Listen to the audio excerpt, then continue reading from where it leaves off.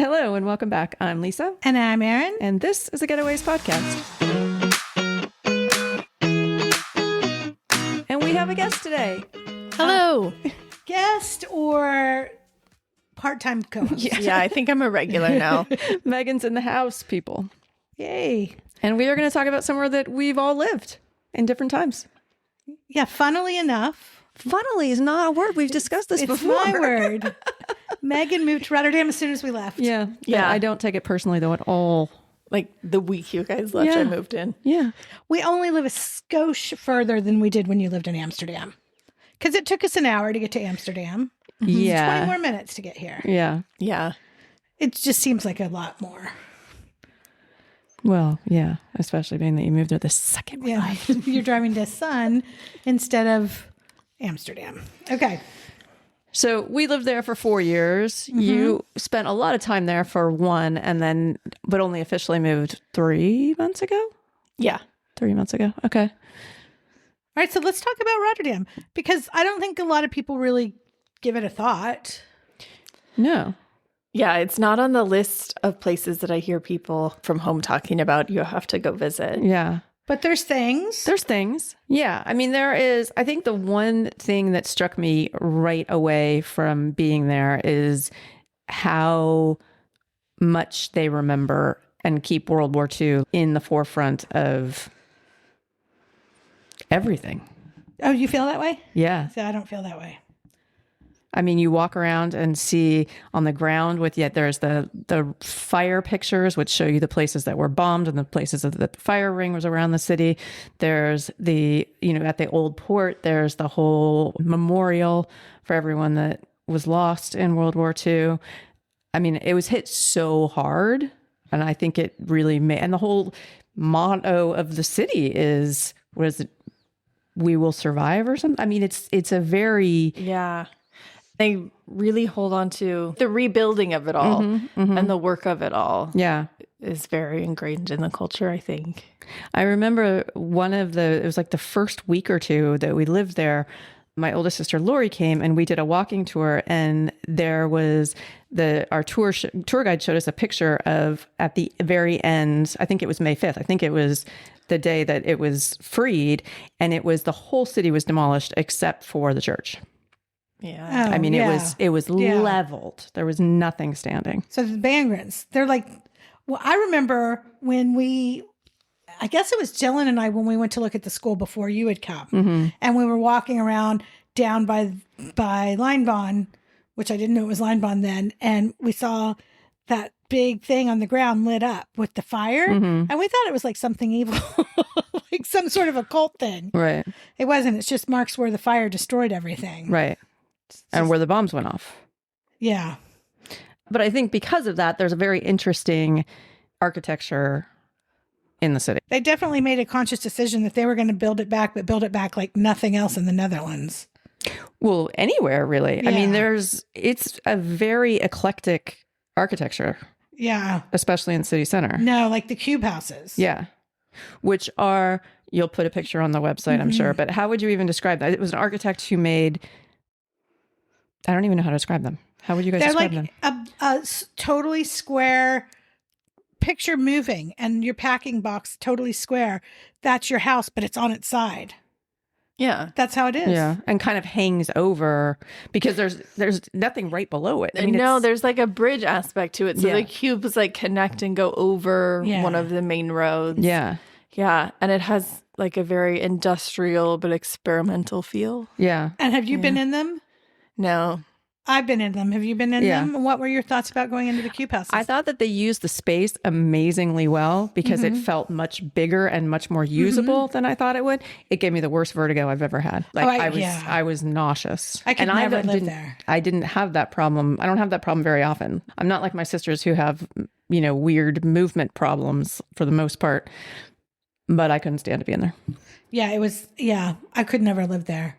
Felt very claustrophobic. It's right by Markthal, which the architecture all over downtown is weird, right? Not weird.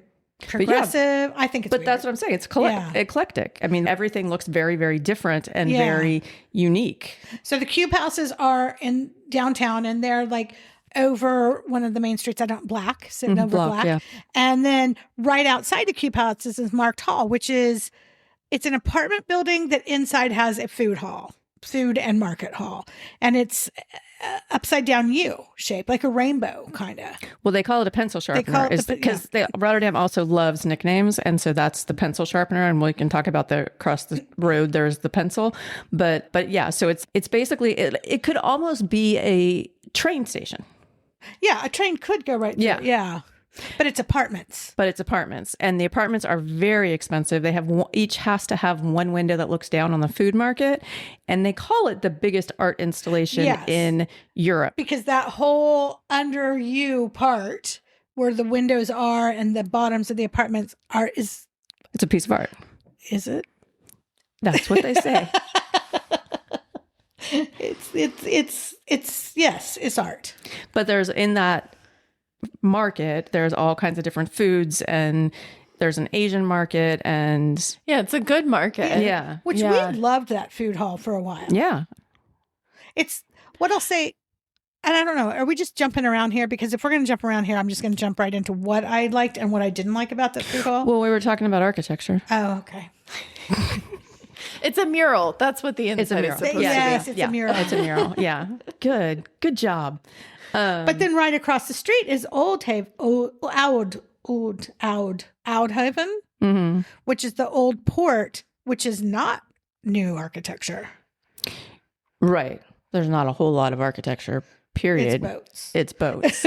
But it is a very cute area to get a drink or have a meal with the port right there and the sea right there, or the river. Is that the river or the sea? I think it's a canal that goes to the river. Okay. Because the main Rotterdam port is more out of it still. Right. So, well, back to the architecture.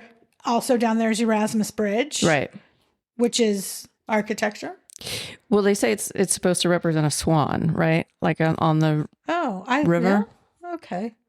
But yeah, so the Erasmus Bridge is, I mean, it is big, and to me, it looks like half of the Golden Gate Bridge, but painted white. No, I don't know how the Golden Gate Bridge has the cables. I think it looks more modern than the Golden Gate Bridge. Yeah.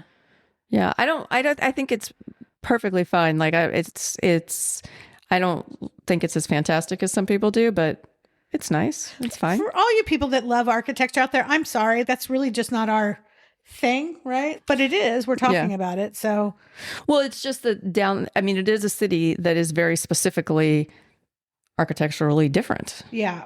You know? This is really an exciting episode. Okay. So basically Rotterdam was destroyed, and then they built up a lot of architectural anomalies. I will say that there is one other place that falls under many categories of the city, but something very, very new that is very architecturally interesting, and it's the Fenix Museum. Oh, yeah. Yeah, the Fenix Museum is cool.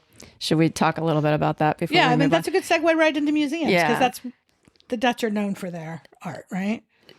So it's brand new, like in the we went there last year for my birthday. So it's been almost exactly a year probably since it's been open. Yeah. But it is, do you want to describe it? Yeah, they have the main architectural bit that they call the tornado, which is this set of stairs that's completely encased, right? With, I don't know, shiny metal. So you walk up these stairs, you start in the museum, and then you walk up the stairs, and it kind of spirals up, but not in a straight spiral. There's multiple ways to get to the top. And then you have a view of the whole city and the river and the port. It's really pretty. It's almost like a big tube, but it's not like a clear tube. I mean, I don't know. You don't feel claustrophobic. No. But it's also really cool because if the weather's good, which doesn't happen all that often in Rotterdam, but the water reflects, the sun reflects, the blue sky reflects, it is really cool. And the view, like you said, the views from up there are really beautiful too. Yeah. And then the museum itself was opened by Queen Maxima, I think, to talk about immigration. Yeah. So right now, I don't know if the photo side rotates or if it's permanent like that, but it's incredible. It's hundreds of giant printed photos of people migrating for centuries. And it's interesting to compare it to how it was then and now and what has changed and what hasn't. Well, and it's interesting. I mean, this is going to sound really cheesy, but I was so struck by the human spirit in some of those pictures because these people are so strong and leave whatever their situation was, whether they're refugees or whether they're, you know, whatever the reason is, they're leaving what they know and going to somewhere that is representing hope or safety or something on some level. And the emotions that are caught in these photos are very emotional. Yeah, it was really moving. And was that suitcase labyrinth there when you guys went? Yeah. That's like over 2,000 suitcases, right? Yeah. So story behind the suitcases? It's a collection of suitcases from people who immigrated to the Netherlands through Rotterdam. But yeah, there's thousands of them and they're from all different decades and places. And cool. There's a bunch of them that are listed with different stories. So you can get an audio guide and hear the story of the person whose suitcase it was. Oh, that's really cool. It's narrated in first person. So you are standing there looking at this person's piece of luggage and hearing their story. And some of them are like beautiful and happy. And, you know, I finally got to be with my family and, you know, and it's all lovely. And some of them are just, you know, a heartbreak after heartbreak after heartbreak, you know, and you can see it on the luggage, you know, it's really. And then the wall, you read more of it than I did, but the writing on the wall in that room too. Yeah, they have a timeline of like the history of Rotterdam with the history of immigration in Rotterdam and how when the city was just founded, you know, if you wanted to become a resident or move there, you had to bring a certain, I think it starts with a certain amount of bricks. Like in 1100, you had to pay your taxes in bricks or something like that. And then through different and then it goes through different legislation over the years that either made migration easier or more difficult up until now. But the thing about Rotterdam is only 50% of the people that live in Rotterdam are Dutch. Yeah. And then there's 170 other nationalities in the city. So like when you're standing there and you think about that, you're in an incredibly international place that doesn't feel, you know, I mean, we always refer to America as a melting pot. I don't think Rotterdam is a melting pot. I think that it's very individually recognizes the different cultures and different nationalities that are a part of the city. No, I agree with that. Yeah. So should we just stick with museums for a second? Sure. All right. So you guys have you guys been in the depot? The depot? I don't think so. You haven't been in the big mirror teacup? You didn't go with Lori? Oh, okay. So the depot's that big mirror. They call it the teacup, I think, don't they? Yeah, it looks like a big bowl. We've taken pictures in it. So it was built because the big museum, I don't know what it's called, the big museum next door needed renovations. And I heard it had asbestos all throughout it. So they closed it years ago to renovate it and they opened the depot. And the depot's more storage than museum feeling. I went there and it's 5 or 6 stories. And it's really cool because it's just rooms and rooms of all the art that was in the regular museum on racks. And every day they'll roll out a different rack for you to be able to see. And then you can see all the going on behind it of how they preserve it and everything. But what I liked about it is I think I've been in the original museum when I was there in the 90s, but they have a lot of the original Hieronymus Bosch's, who's my favorite artist, in case you guys ever want to buy me an original print. Add that to the list. So that's Museum Park, Museum Square. Park. Museum Park, yeah. And so then Kunsthal is there, which you guys have both been to. We went to see that Iris exhibition. And then the Maritime Museum's around the corner. Which you've been to. Yeah. It's very, I don't know. The Maritime Museum's just about, I think, how the modern port runs a little bit more. And of course, they have some older and historic stuff. They have an activity upstairs that's maybe nice for kids where you can go see what it's like to work on one of the oil rigs. But in general, it did not blow your skirt up. Is that fair to say? Yeah. But sometimes they have a big slide. Oh, yeah. I remember that. Yeah, I like a slide. Yeah. And then There was somewhere else. What else was I thinking? There's some other museums in Museum Park. There's the Natural History Museum. You went in that. Yeah, with my sister. Yeah. Again, maybe spend your time elsewhere. Although we laughed really hard, but I don't think that was the intention. And I went in a museum that I don't know the name of, but it was the only Art Deco house in that area, and there was art in there. I'm a terrible person to talk about museums because I don't appreciate them. So I'll let everybody else discuss museums. Well, I think that's the gist of what we've seen and is worth doing. I mean, I would say that. Okay, let me ask you guys a question. Okay. You have one day in Rotterdam. What are you doing? Yeah, I know this. Or let me phrase it differently. You have one day to show somebody Rotterdam. Where would you take them? Okay, I'm going to go. Mm-hmm. I would go to Bergweg Station, which we'll talk about when we talk about food halls, for lunch for sure. Mm-hmm. I would take them to Lijnbaan, just because I like shopping. Explain what Lijnbaan is. Lijnbaan is, I guess it's like the shopping street like you would think of if you were in America, where you have the Nikes, the Adidas, the all the shoe stores. It's just a shopping street. And a pedestrian shopping street. It's all pedestrian shopping street. We like to call one of the streets on there American Food Street because there's a Taco Bell and McDonald's. I thought it was fast food aisle. Fast food. Or alley. Fast food alley, that's right. We like to call it fast food alley because there's a Taco Bell and McDonald's and Burger King and a Dunkin' Donuts. So it's kind of crazy. But so Lijnbaan is down, and then on the end of Lijnbaan is Die Bijenkorf, which is like the Neiman Marcus, I guess, the Saks Avenue of the Netherlands. So I like to end there. But so I would do Lijnbaan. I would probably go for a drink at Wit de Wit. Is that what it's called? Mm-hmm. And White de Wit? I don't know. Or, yeah, I don't know. And then I would go to dinner like at the food hall and probably. At Markthal? No, at the food hall. Across the on the island. I don't know. What would you do if somebody only had one day? I would do Phoenix. Yeah. No, I would do Phoenix. And then you're right. The White House is, it took me a minute to remember that building. I think it was like the first high rise or something because it was built in the late 1800s and they have a really cute bar downstairs. So I would go So I would go Phoenix, White House, walk by the old port, and then see, Markthal and all that stuff is over there. And then I would end at the Panzero. You like that? Okay. I like that place. They do panzerotti from, I don't know, Puglia. From Puglia. If you're not familiar, it's like a deep fried calzone, but don't tell anyone I called it that. I would take people to Kinderdijk too. Yeah. But that's outside of the city. But you could take a water taxi in Kinderdijk. Okay, but that's on mine. Oh, that's on my list. Okay, so I'm going to copy Megan because I'm going to definitely go to Phoenix because that is one of my favorite things in Rotterdam.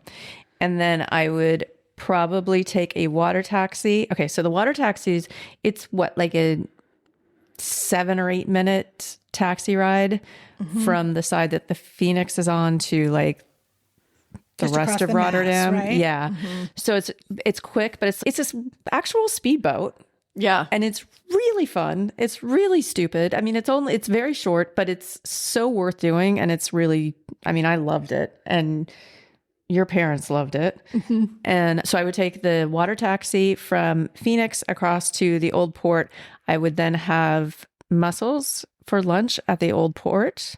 Okay. And then I would go. Now, there's also Tuesday and Saturday, the biggest open air market in Europe is in Rotterdam. And that's starts right outside Markthal. So I would wander through there quickly. It can get very crowded, but it is interesting just to see it and explore it. And then I would go on a boat tour. I'd go on a little canal tour, like a drink tour. Would you do the Pancake Boat? Well, not or in the afternoon. jacuzzi boat. The jacuzzi boat's in Amsterdam. I don't think they have it. Do they have it in Rotterdam? Oh, no, they have one in Rotterdam. Oh, they do? I've seen it. Well, it depends who I was with. Did you see the other day John Legend and Chrissy Teigen were here and they did the Pannenkoeken boat? They did. They did. So you would not do the water taxi to Kinderdijk and then ride bikes through Kinderdijk? Well, Kinderdijk is a whole different thing to me. That's not Rotterdam. That's what I would do for the next day. But do you want to just dive into Kinderdijk? Yeah. Okay. So Kinderdijk is like a 20-minute drive outside of the city center? Probably half an hour? Outside the city. I don't know because I've only driven from our house. Okay. So it is an area on canals where there are, I think, 12 to 15 different windmills. And there's a little museum that tells you how the Dutch, like the history of the mills and how they control the water and how that all works with the weather. There, you can ride your bikes through, you can rent them and ride them through the windmills, or you can walk. I think there's 3 of them that's open to go up in and see how people used to live back in the day. And there's a lovely little cafe and gift shop and all of that too. Yeah. You said and you can take a boat down one of the canals back and forth to parking. We drove and we rented bikes. And when you rent the bikes, they're not at the Kinderdijk place. We had to rent them and ride along the river to get to them. And so me and Lisa's nephew rode our bikes and parked them and went into one of the lighthouses, and we came out and someone stole Lisa and Jonathan's bikes. So they had to walk everywhere. We were like, what the heck? So I went off on my bike. I was like, I'm going to go find him. But I just rode down all the way to the end of But didn't we end up taking somebody else's? Yeah, at the end to get back. Well, because I think that was what you're, I don't think it's not like stealing our bikes because there weren't even locks on them. Yes, there were. I locked mine. Oh. Well, in any case, it was a free for all rental. But so, I love Kinderdijk. Yeah, it's Have you nice. been? No. Oh, I love it. You need to get out more. Yeah. But while we're talking about Jonathan, we had another experience with Jonathan in Rotterdam that we should discuss. It was not a good one. I love a duck boat. We did our first duck boat in Seattle, and it was great. Dylan was like 5 years old. He got the duck blah blahs. And I still have half my hearing. And we did it in Seattle, that. and we did it one other place. Where else did we? Chicago? No, you didn't go to Chicago with us. We did it in Seattle and somewhere else, and I think they're great. And then I read there was a duck boat in Rotterdam. I was like, we got to do it. Jonathan's here. We got to do it. It was the worst thing I've ever done. It was not even a duck boat. It was completely enclosed. It was slow. Somebody was farting in there nonsense. Jonathan and I we were sitting right behind the guy, and I swear our hair was curly when we got off the truck because it was so bad. And when they were going into the water, they started playing the Mission Impossible theme, which would have been cool, except they were going not even 1 mile an hour, and it took us 15 minutes just to get in. Do you think they have the rights to play the Mission Impossible? No, absolutely not. I'm sure not. But the best part about that was that everybody stood up and was videotaping. We were doing something absolutely fantastic. We could not stop laughing for the life of us. It was, don't do it. Yeah. There's so many other great things you can do. Don't do the duck boat tour. Yeah. I mean, I guess because we've lived there and spent so much time too, there are a few things that I should say just put on your B list, elemental P list, because that would be that. Yeah. The Maritime Museum should not be at the top of your list, and the Nature Museum. I'm sorry. It was. Weren't there pictures of penises and stuff all over the place? Well, I don't know what museum you went to. I didn't go. I don't think that's called a museum. There was weird stuff. You and Lori saw weird stuff in there. It was Debbie and I. Oh. And There were a few turds. there were turds. Yeah, there was the elephant turd, and there was the boat was huge, but it was from the elephant that passed away in the midst of COVID. Yeah, I think so. Oh, not COVID. No. From the act of reproduction, I'm pretty sure is when it kicks the old can. So they saved its poop? That's so much weirder. That is weird. I might be remembering wrong, but not very much if I am. Lord. We literally were just going, wow. I have to remember that story. Okay, so there's a couple food halls. I like a food hall. We already talked about Markthal. I vaguely brought up Bergweg station. It's an old train station that they've now turned into a food hall. Not a lot of food places in Options, there, but a few. And we really enjoy it. We went there all the time. They had the best pizza in all of Rotterdam. And they have a really good place that has hot chicken sandwiches and Dylan loves the ramen. So it's a fun place to go. It's And you good to love go the have a drink. cheesecake. Oh, they have Basque cheesecake. Yeah, they have a really good cheesecake place. So, and then there's Food Holland, which is on the other side of the Maas. So it's kind of in south of Rotterdam. It's still Rotterdam. Near the Phoenix. Phoenix. It's across And the river. it has quite a few places, more than Bergweg, and better seating than Markthal. Markthal doesn't have seating, really. Not that much. No. Food Holland feels more like evening place to me because it's dark. It's like, there's dim lighting. It's kind of a, more of a evening datey kind of place. One more thing about Bergweg is that they do events too. They do, in summer, they have the movies on the roof and they have happy hour specials and all sorts of things because when the weather is nice, they do open up the roof and have events up there. So look for that. Now, if you want to get outside of the center, there's a few places. The zoo is fantastic. The zoo is fantastic. Yeah. Blijdorp. Blijdorp. I like it. It's a great zoo. Mm-hmm. And there's lots and lots of parks, lots of walking, canals everywhere. So you can kind of get lost just walking around the canals and the biggest swans in the world. Oh my God, they're dinosaurs. They're huge. Huge. It took me so long to get used to that. they're as big as Rex. They're big, and when they fly, it sounds like a helicopter taking off. It's loud. Well, so I guess at the end of the day, if you're in Amsterdam, it's a day trip. Yeah. It's 45-minute if you get on the fast train from Amsterdam to Rotterdam. Mm-hmm. There's things to see. The Kapsalon was born in Rotterdam, which Kapsalon means hairdresser. Yeah. But we'll talk about it more on Plates and Parties this week. But it's a doner with French fries and salad and dressing, basically. Yeah. Whole meal in a little bucket. But there's things to do, and it's a lovely city, and I miss it. I liked living there. Mm-hmm. All right. So go to Rotterdam, but don't spend a week there. Just go for a day or two. Yeah, it's a good day trip. Yeah. Yeah, if you're in the Netherlands for more than a week, you're going to be looking for some day trips. Mm-hmm. So put Rotterdam in there with Gouda and Delft and Haarlem, Utrecht, Hilversum. All right, moving on. All right. Well, thanks for listening. Check out the website www.thegetaways.com. And we will see you next week. See you. Megan, say bye. Bye. Bye. Bye.